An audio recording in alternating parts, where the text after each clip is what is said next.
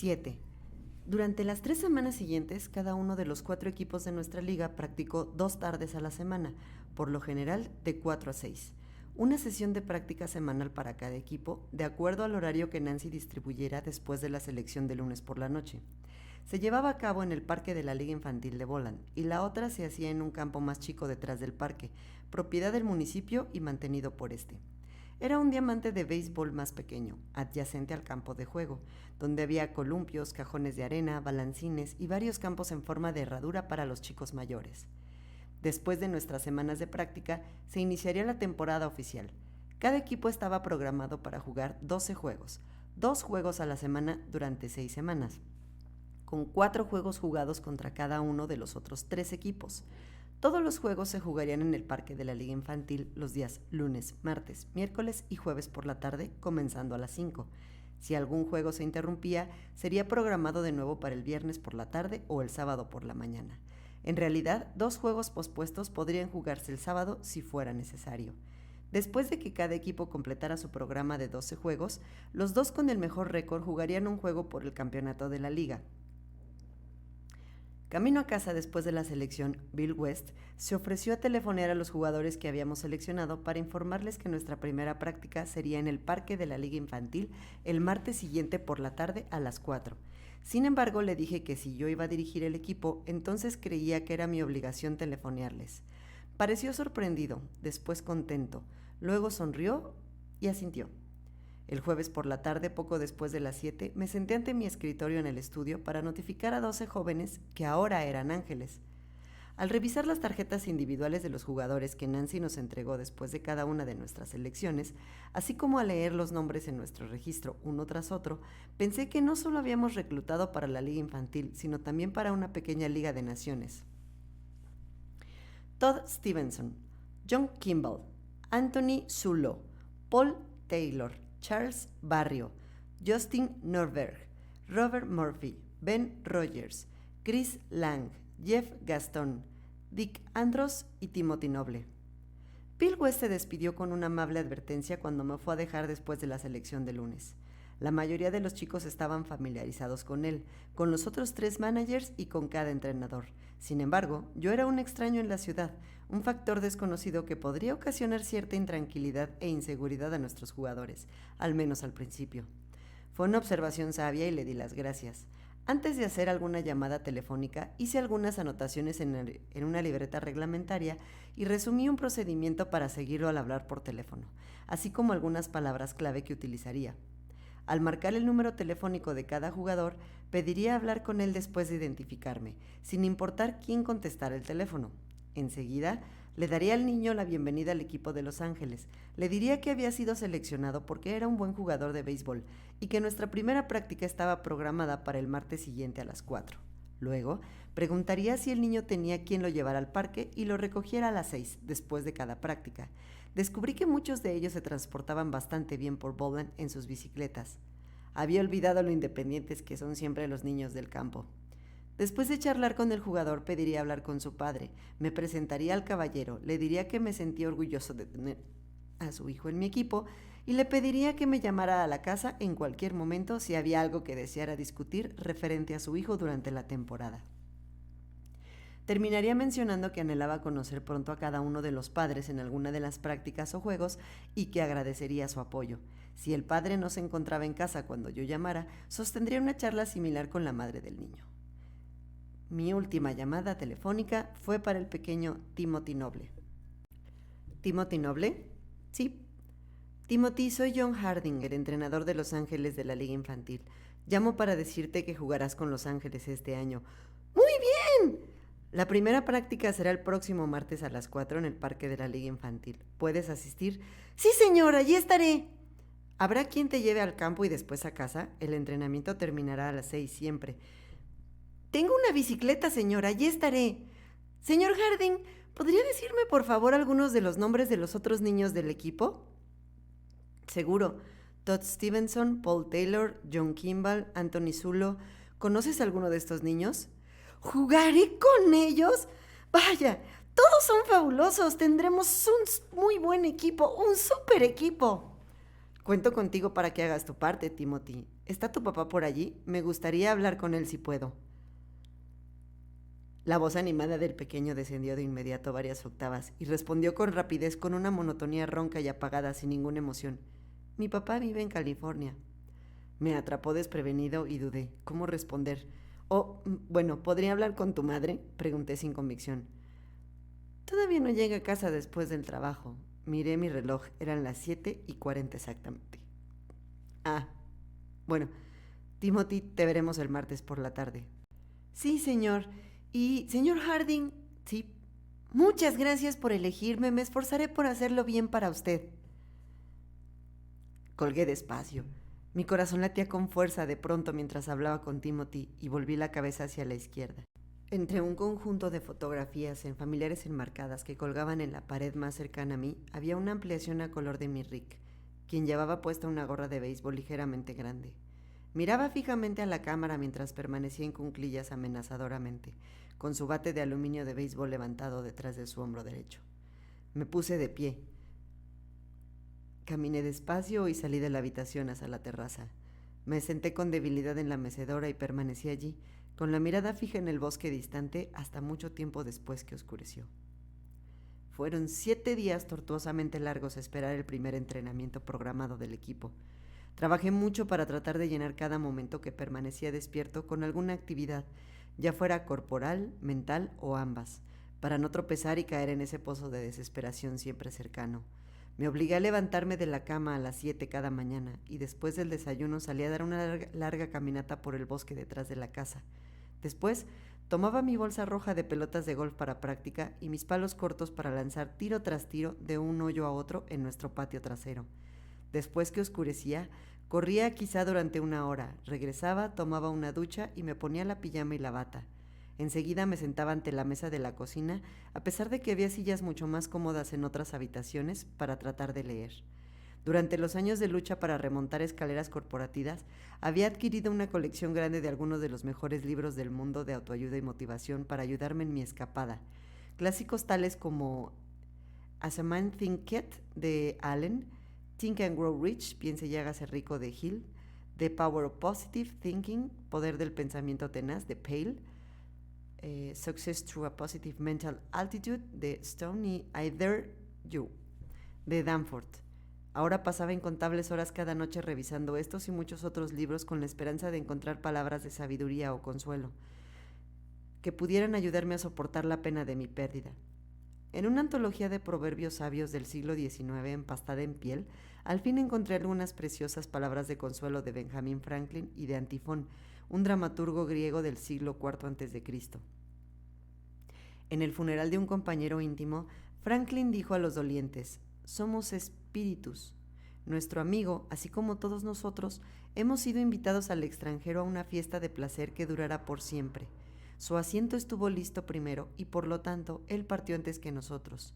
Convenientemente, no podríamos partir todos juntos. Ustedes y yo no debemos sufrir por esto, puesto que pronto lo seguiremos y sabemos dónde encontrarlo».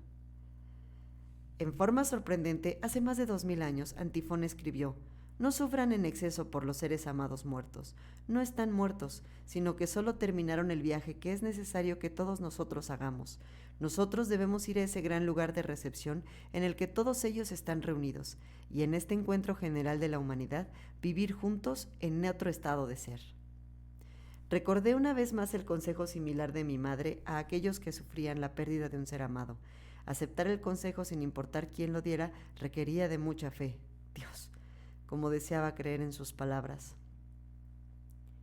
Durante esa larga semana de espera, reanudé otras 2 actividades comunes de mi vida: responder el teléfono y conducir un automóvil. No sé lo que me hizo contestar el teléfono el miércoles por la mañana para escuchar la voz sorprendida de Bill al otro lado de la línea. Después de eso, él llamó cada mañana solo para ver cómo estaba yo.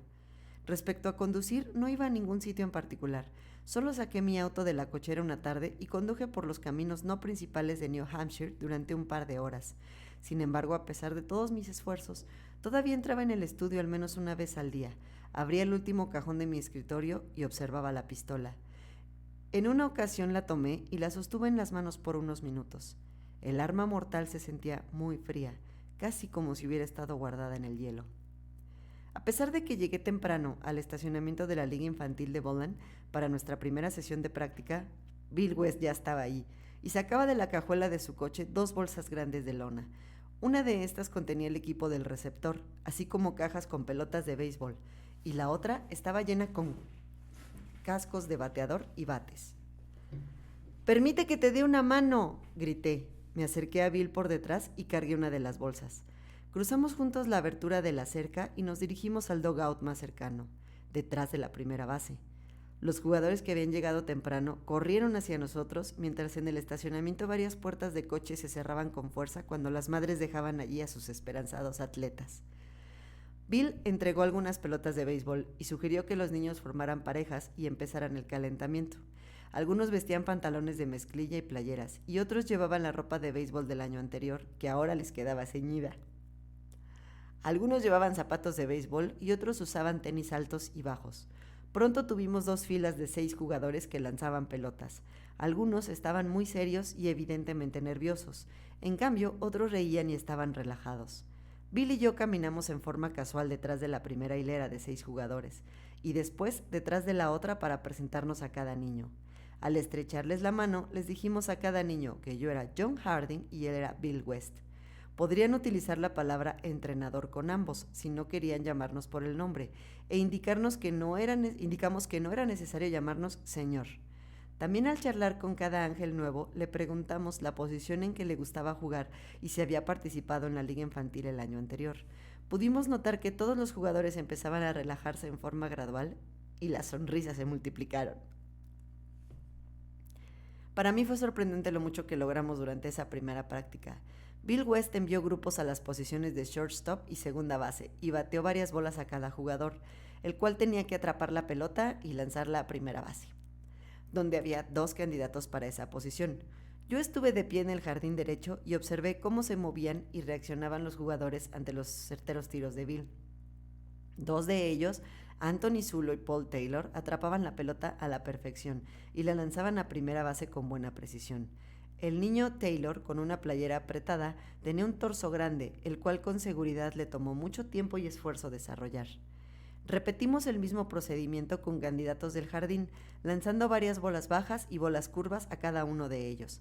También hicimos que lanzaran las pelotas que atrapaban a nuestro único candidato para catcher, John Kimball, para buscar brazos fuertes que pudieran ser convertidos en 1 o 2 lanzadores más.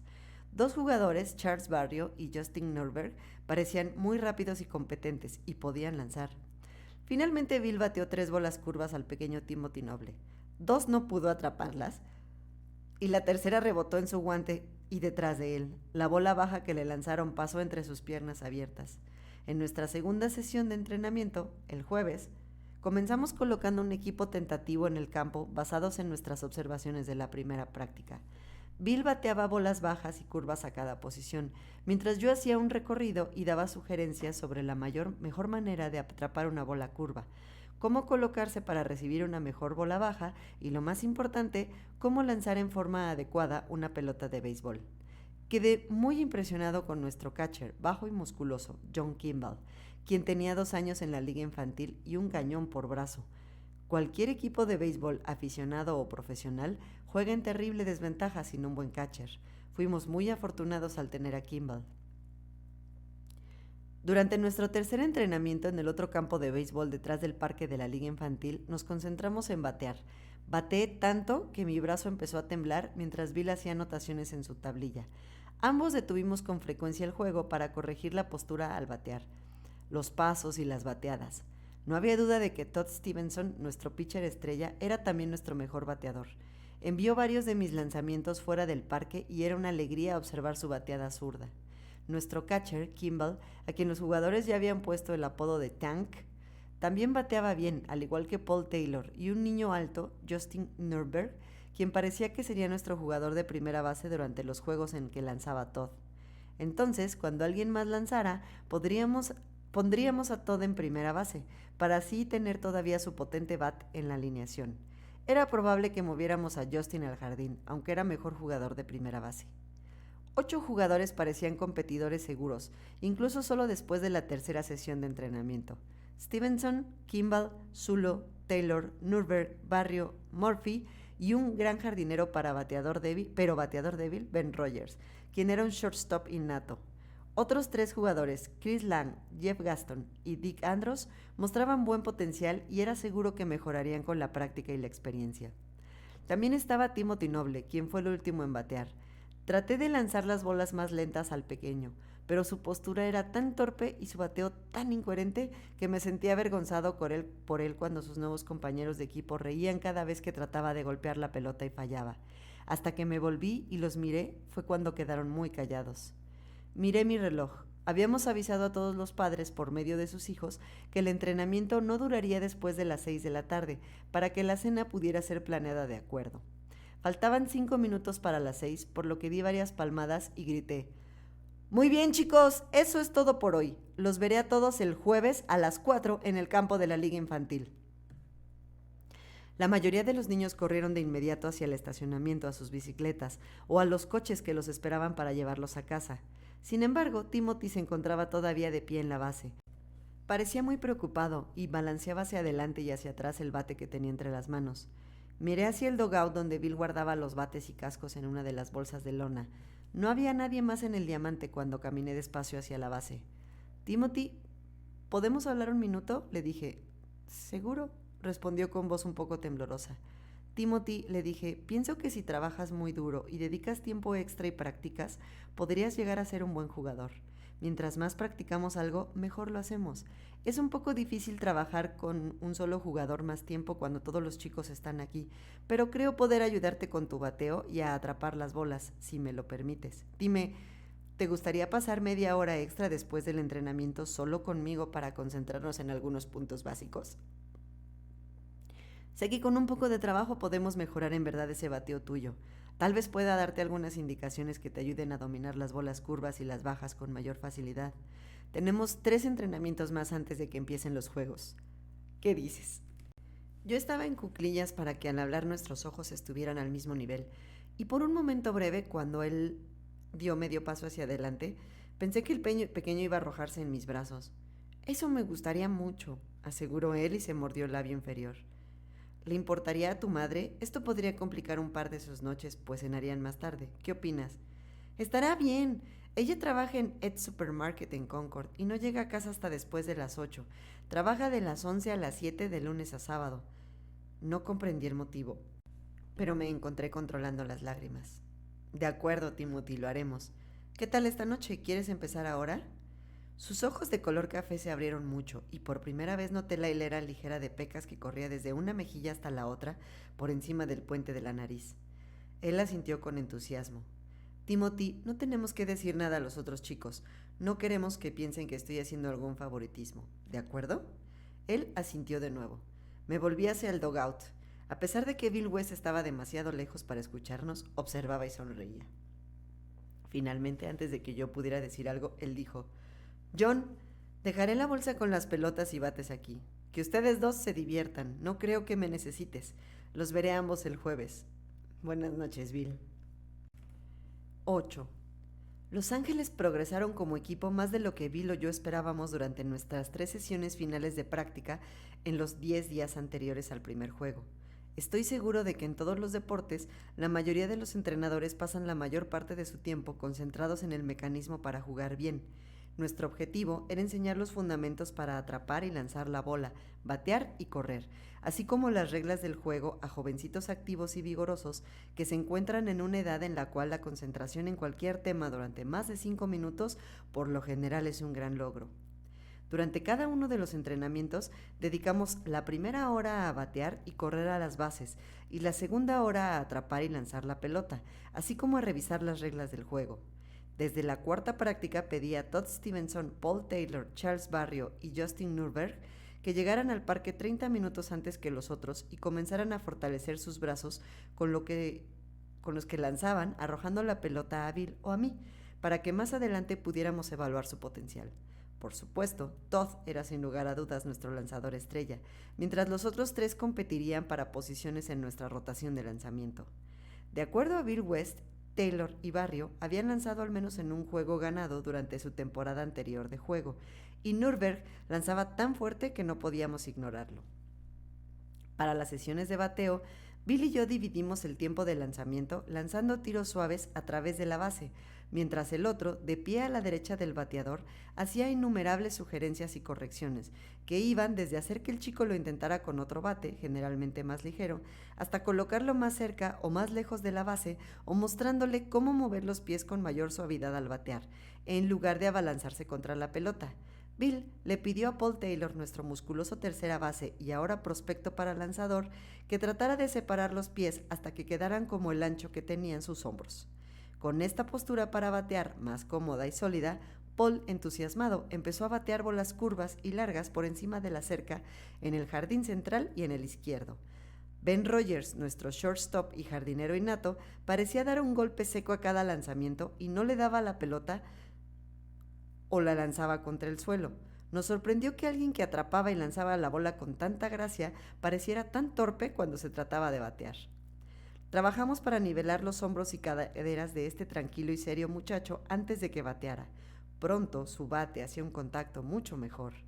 Después de batear 3 bolas curvas y largas consecutivas hacia el centro y hacia la izquierda, bateó uno de mis lanzamientos y observé que la pelota viajaba por la línea del jardín izquierdo hasta que pasó por encima de la cerca, al menos a unos 3 metros.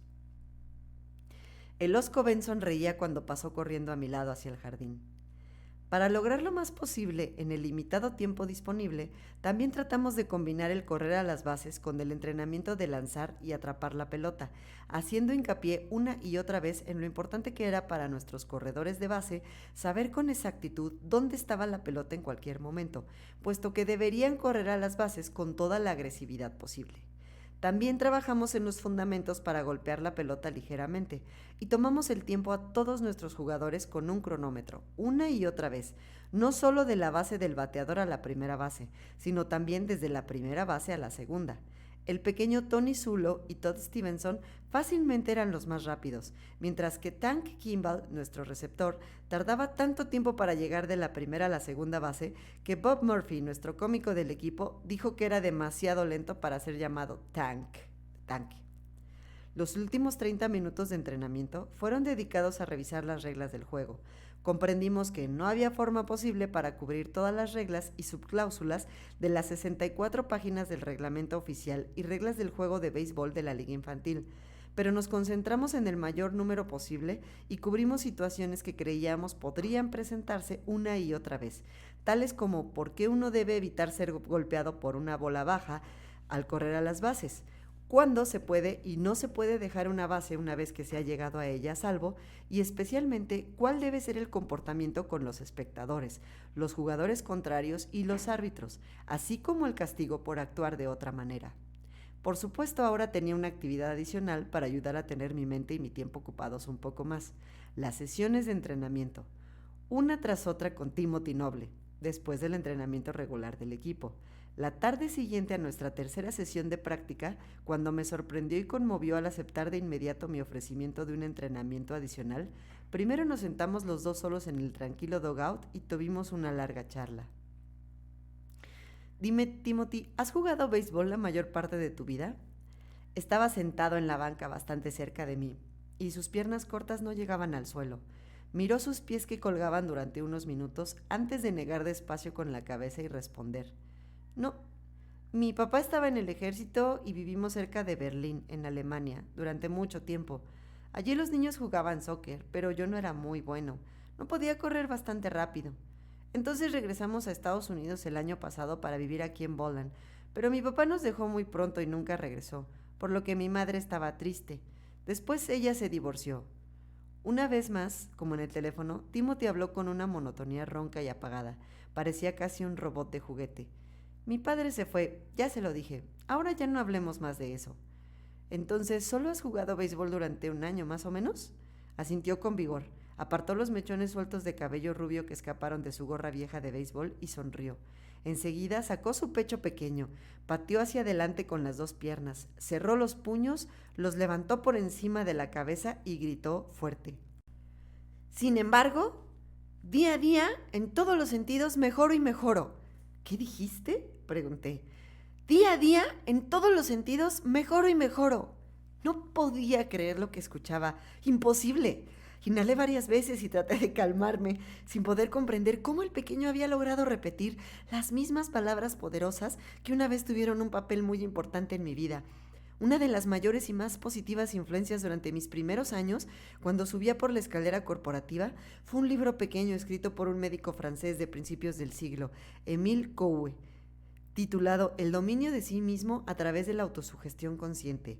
Coué creía que podía ayudar a otros a librarse por sí mismos de casi todas las aflicciones, desde problemas físicos serios hasta actitudes mentales negativas, si aprendían a hacerse sugestiones positivas y saludables una y otra vez. Finalmente, Coué se convirtió en una figura de gran culto y sus conferencias atrajeron a miles de personas tanto en Inglaterra como en Estados Unidos a principios de este siglo.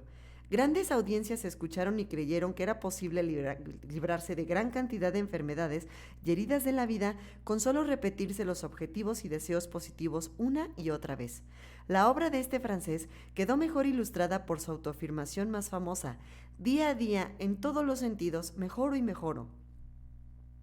Millones de personas repitieron esas palabras en voz alta y para sí mismas una y otra vez, día tras día, y así lo hice yo, después de descubrirlas en un libro delgado, empastado en piel negra, en una librería de segunda mano. Esa autoafirmación poderosa funcionó para mí, principalmente porque creí en las palabras. Estas me mantuvieron optimista y esperanzado. Mi actitud mental, a pesar de cualquier revés temporal, siempre permaneció positiva. Sabía que las cosas mejorarían mañana. Yo era alguien, yo tendría éxito. Era casi imposible tener pensamientos negativos mientras anunciaba al mundo y a mí mismo que, día a día, en todos los sentidos, mejoro y mejoro.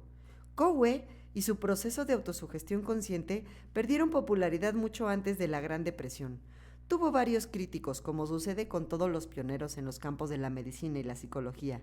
No obstante, por experiencia propia, yo sabía que los pensamientos positivos programados en mi mente subconsciente a través de la autoafirmación, ya fuera repetidos en voz alta o para mí, producían resultados positivos, y mi pensamiento favorito era, día a día, en todos los sentidos, mejoro y mejoro. Timothy, pregunté después de que al fin cerré la boca y respiré profundo una vez más, ¿dónde aprendiste ese refrán? Frunció el ceño y me miró con sospecha. Del doctor Messenger, respondió al fin. Es muy agradable, es muy viejo, pero siempre nos atiende a mi mamá y a mí cuando enfermamos. Cuando lo vi la última vez, jugó a lanzar y atrapar la pelota conmigo, y me dijo que si no dejaba de repetir esas palabras muchas veces al día, mejoraría en cualquier cosa que hiciera, incluso en jugar béisbol. El doctor Messenger es simpático. Algunas veces viene a verme practicar. ¿Estuvo aquí hoy?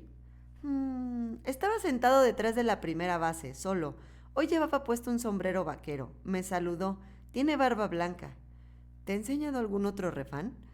Timothy asintió y sacó su pecho pequeño y dijo: Nunca, nunca, nunca, nunca, nunca, nunca te des por vencido. Yo conocí ese refrán también, el discurso de Winston Churchill a una clase que se graduaba en Oxford. 10 palabras muy poderosas.